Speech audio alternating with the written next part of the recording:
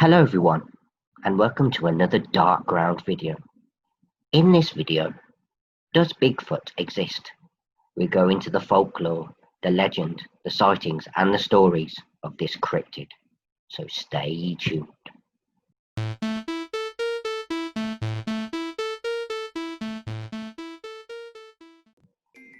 Hello everyone, and welcome back to your next installment of the Dark Ground series.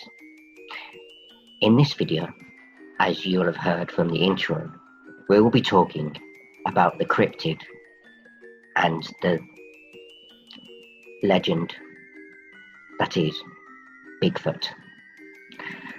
So without further ado,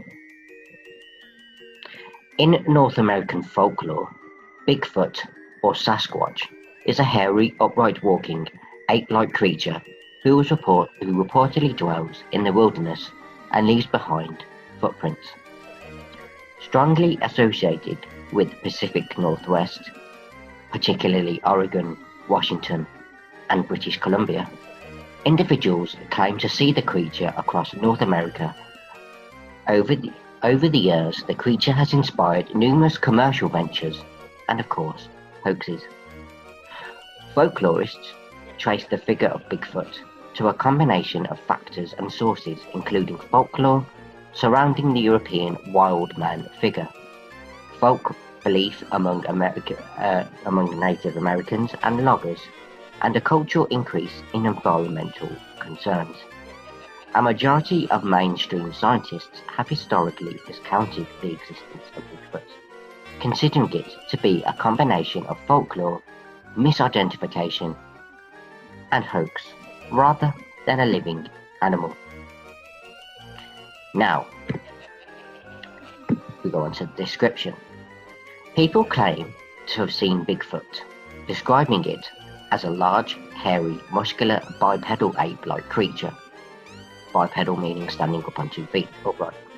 Roughly 6 to 9 feet, which is 1.8 to 2.7 meters, covered in hair described as black, dark brown, or dark reddish. The enormous footprints for which the creature is named are claimed to be as large as 24 inches, 60 centimeters long, and 8 inches, which is 20 centimeters wide. Some footprint casts have also contained claw marks, making it likely that they came from known animals such as bears, which have 5 toes and claws. According to Dajiling, the legends existed before there was a single name for the creature. They differed in their details both regionally and between families in the same community. Ecologist Robert Pyle argues that most cultures have accounts of human-like giants in their folk history, expressing a need for some larger-than-life creature. Each language has its own name for the creature, featured in a local version of such legends.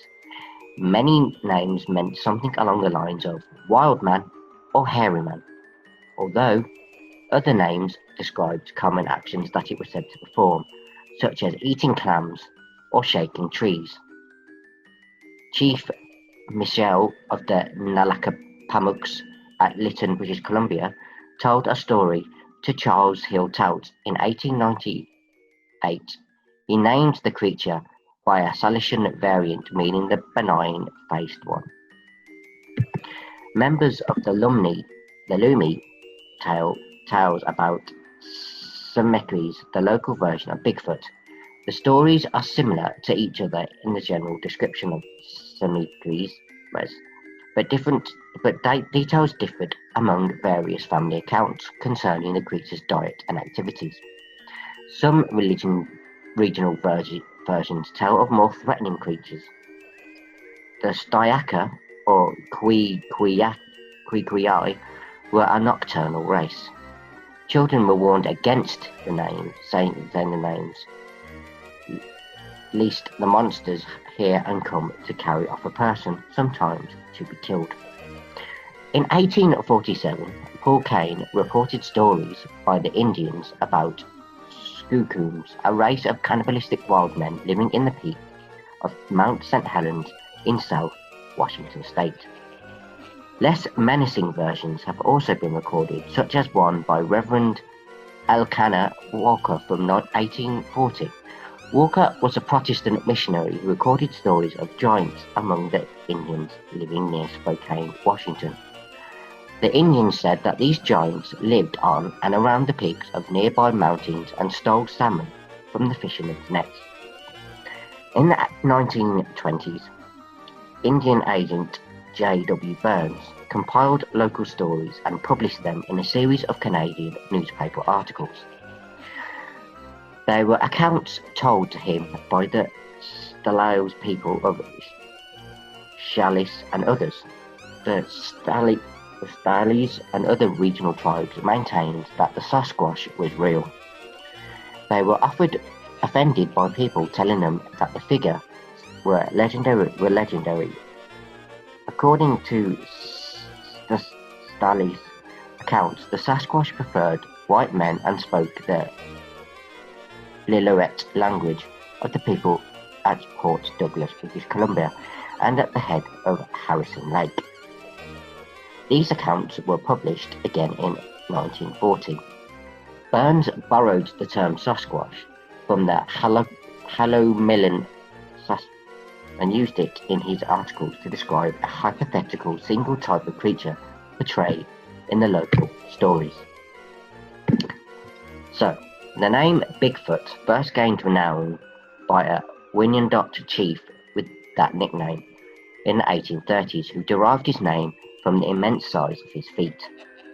His height considerably exceeded 6 feet, and his strength was represented as Herculean. He also had 5 brothers, but little inferior to himself in size and in courage, as they generally went in company. They were in terror of the country.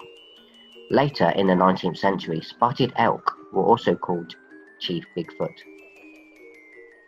He was a well-known Lakota leader killed during the Wounded Knee Massacre in 1890. The 2 Native Americans may have been the namesakes for 2 fabled bears in the West. In the late 19th and early 20th centuries, at least 2 enormous marauding grizzly bears were rightly noted in the press and each nicknamed Bigfoot. This may have inspired the common name of the ape creature and been a matter of confusion in early stories. The name began to become more widespread as a reference to the Sasquatch after a photo of bulldozer operator Jerry Crew holding a cast of a track was spread by wire service in 1958.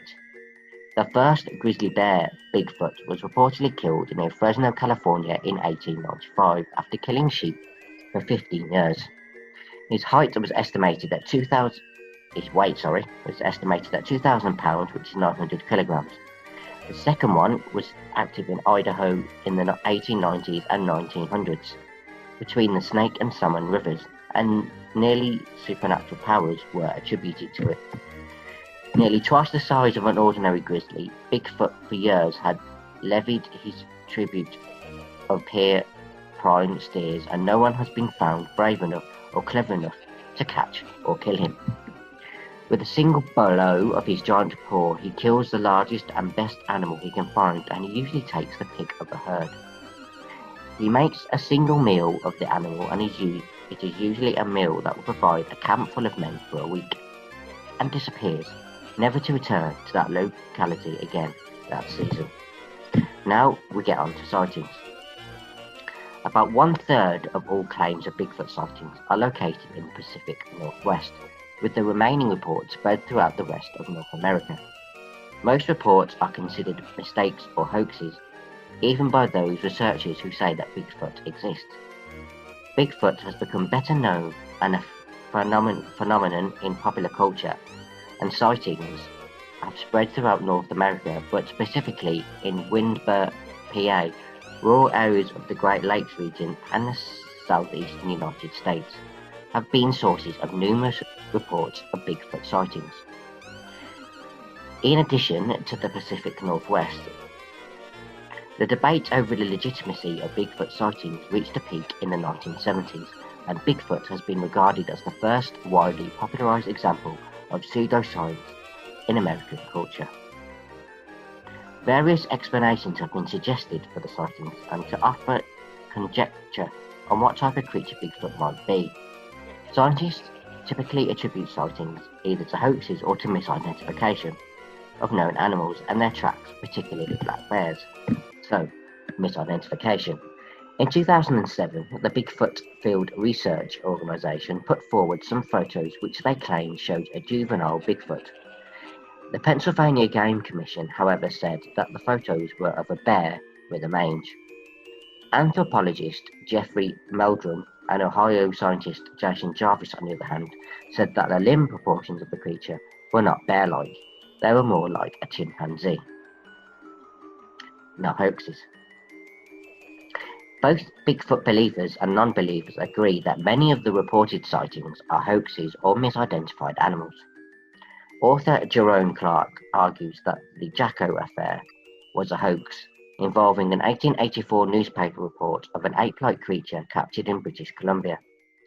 He cites research by John Green, who found that several contemporaneous British Columbia newspapers regarded that alleged capture as highly dubious, and notes that the mainland Guardian of New Westminster, British Columbia wrote absurdity is written on the face of it.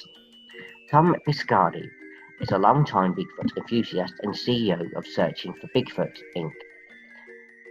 He appeared on the Coast to Coast AM paranormal radio show on July 14, 2005, and said that he was 98% sure that his group will be able to capture a Bigfoot, which they had been tracking in the Happy Camp, California area. A month later, he announced on the same radio show that he had access to a captured Bigfoot and was arranging a pay-per-view event for people to see it. He appeared on Coast to Coast AM again a few days later to announce that there was no captured Bigfoot. He blamed an unnamed woman for misleading him and said that the show's audience were gullible.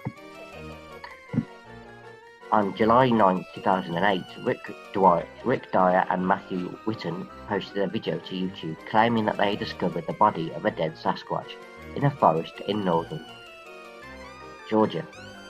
Tom Biscardi was contacted to investigate. Dyer and Whitten received $50,000 from Searching for Bigfoot Inc. as a good faith gesture. The story was covered by many major news networks, including BBC, CNN, ABC News, and Fox News. Soon after a press conference, the alleged Bigfoot body was delivered in a block of ice in a freezer with the Searching for Bigfoot team.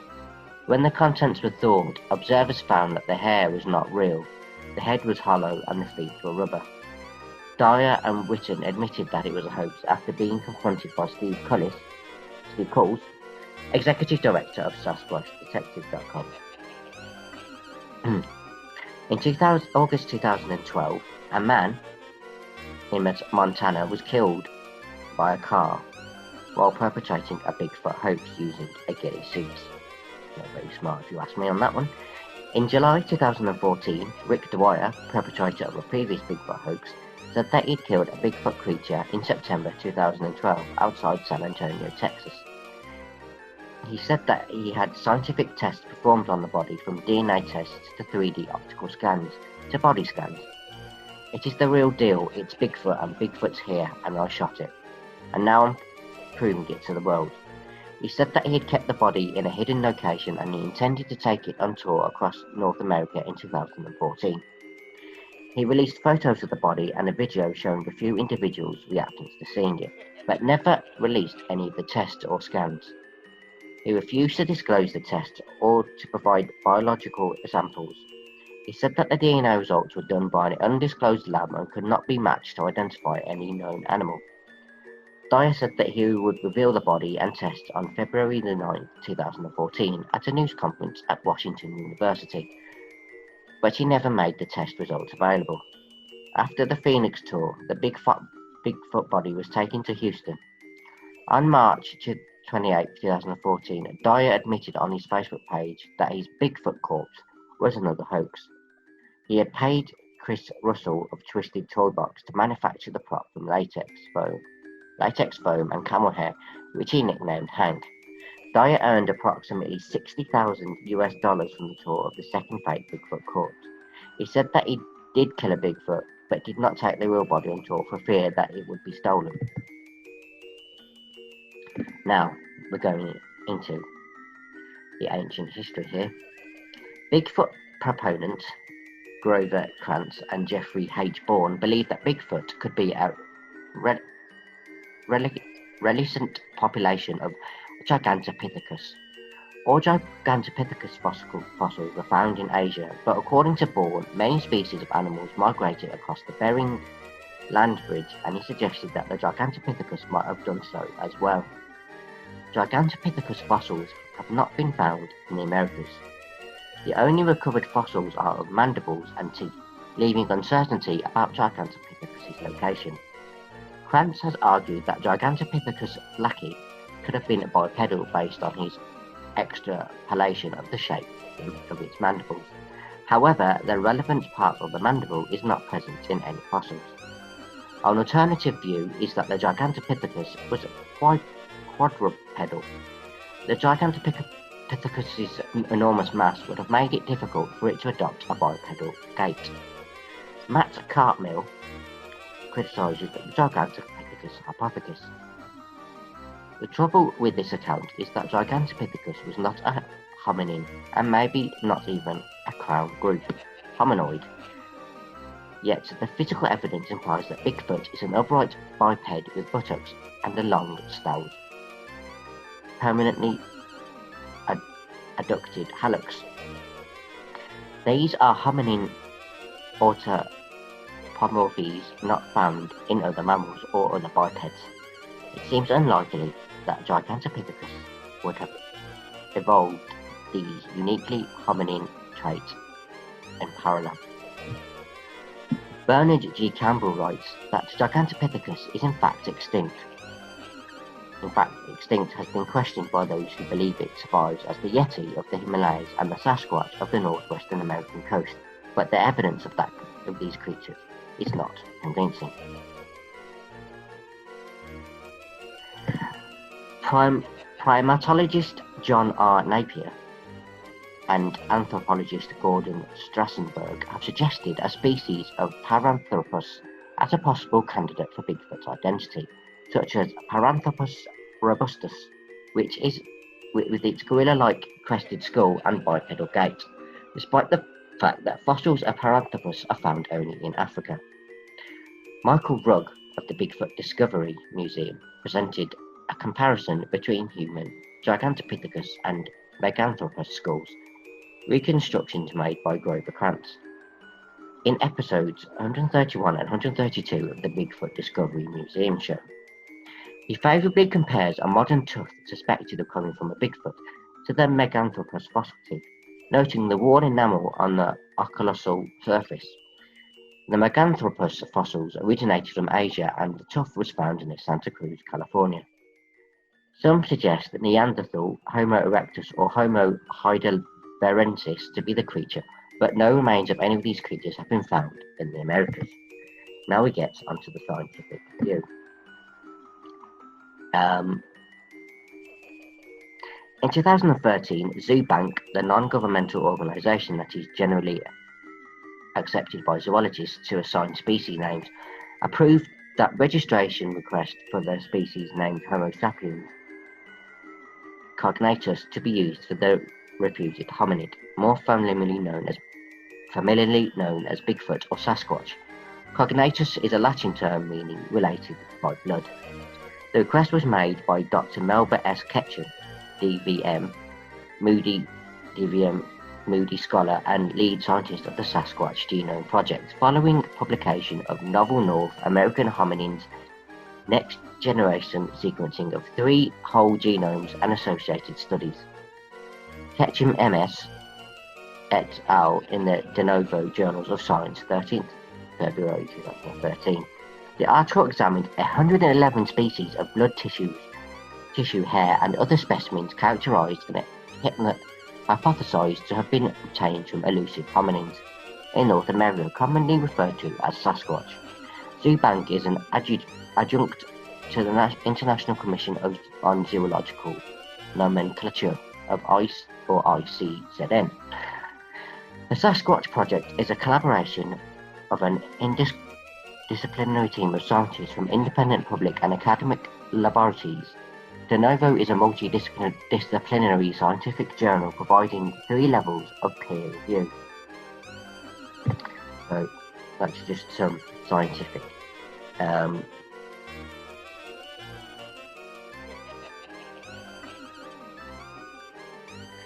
Bigfoot claims now we go on to.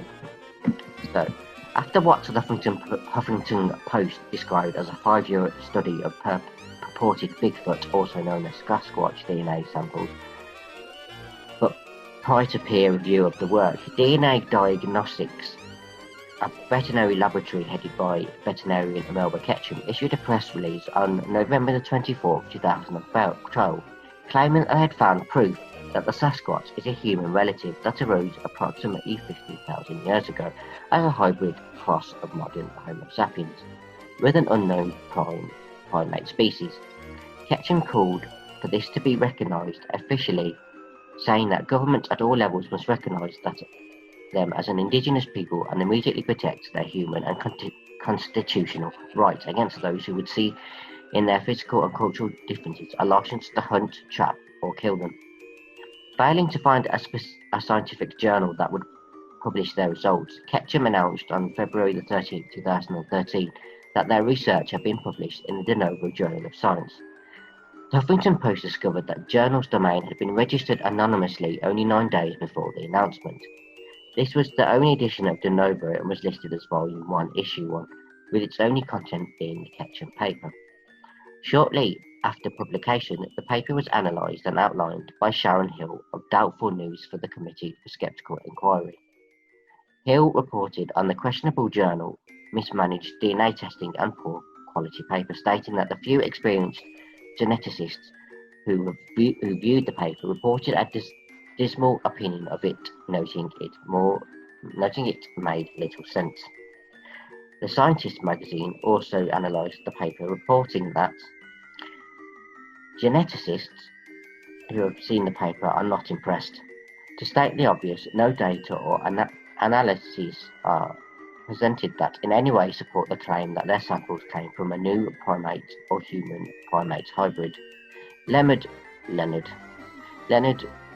Kriliak of Princeton University told the Houston Chronicle instead, analysis either came back as 100% human or fail in ways that suggest technical artifacts. The website for the De Novo Journal of Science was set up on February the 4th, and there is no indication that Ketchum's work was the only study it has published was peer-reviewed. Claims about the origins and characteristics of Bigfoot have crossed over with other paranormal claims, including that Bigfoot and UFOs are related, or that Bigfoot creatures are psychic or even completely supernatural. And I'll just go into some Bigfoot organisations here. There are several organisations dedicated to the research and investigation of Bigfoot sightings in the United States. The oldest and largest in the Bigfoot field is the Bigfoot Field Researchers Organisation, the BFRO. The BFRO also provides a free database to individuals and other organisations. Their website includes reports from across North America that have been investigated by researchers to determine credibility. In February 2016, the University of New Mexico at Gallup held a 2-day Bigfoot conference at a cost of $7,000 in university funds. Now, we'll all be aware that there is been a plethora of Bigfoot photos and video sightings footage that has been captured in purporting to be Bigfoot. One of those, and one of the most famous film footage, is the Patterson and Gimlin film, and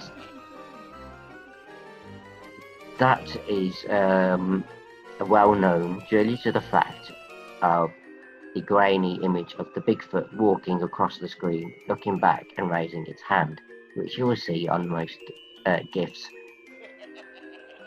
when you put in Bigfoot. It is a well-known Bigfoot film, Bigfoot footage. Whether or not it is real or genuine. There's been a lot of debate on it, and there has been a lot of sightings from people who claim that they have seen it or have had encounters with it. But my views is that I believe the world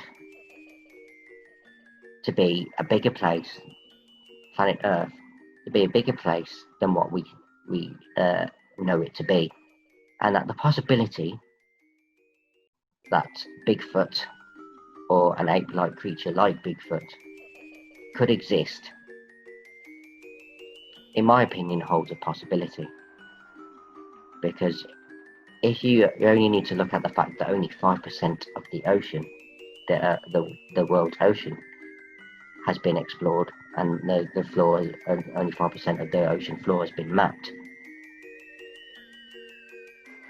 to note that even in world and terrain, there still could be places or species that we have not come across, whether for that we're not allowed to venture into these places, or whether no human has ventured into these places. But I think, in my opinion and my views, that it's plausible that such a creature could exist. I'm not saying it does, I'm just saying it's a very plausible thing.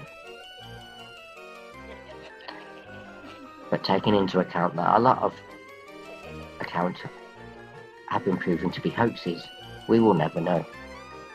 And on that note, this another puzzling episode of The Dark Ground comes to a close.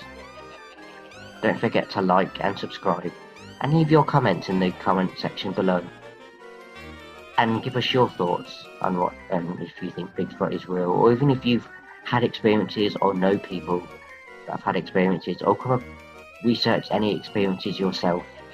Let us know in the comments below. Don't forget to follow our Twitter pages, our channel, and of course our individual channel, Twitter channels, which will be in the description below. And as always, if you're scared, sleep with the lights on, and just remember, what's under the bed is not the only thing that you should be scared of. Don't have nightmares. Sweet dreams. And until the next Dark Ground, stay spooky.